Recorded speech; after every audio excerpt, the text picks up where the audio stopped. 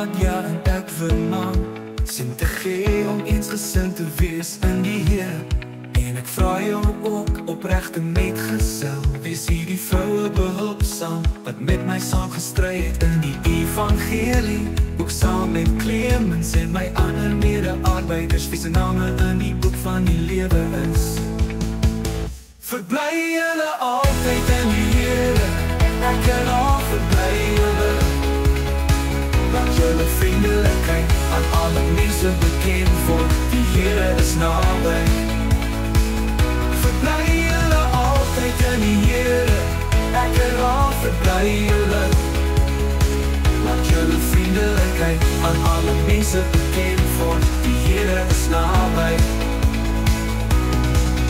Wees oor niks besorg nie, maar laat julle begeertes in alles deel gebed en smeek en met danksegging bekend word by God.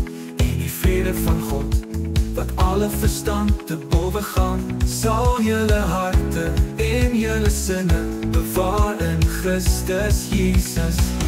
Verbly julle altyd in die Here, ek en al verbly julle. Laat julle vriendelikheid aan alle mense bekend word, die Here is naby. Verbly julle altyd in die Here, ek en al verbly julle. Laat julle vriendelikheid aan alle mense bekend word, die Here is naby. Verder broeders, alles wat waar is, alles wat eerbaar is, alles wat regverdig is, alles wat rein is, alles wat lieflik is, alles wat loflik is, wat deug en wat lof daar ook mag wees, bedink dit, en wat julle geleer en ontvang en gehoor en in my gesien het, doen dit, en die God van vrede sal met julle wees.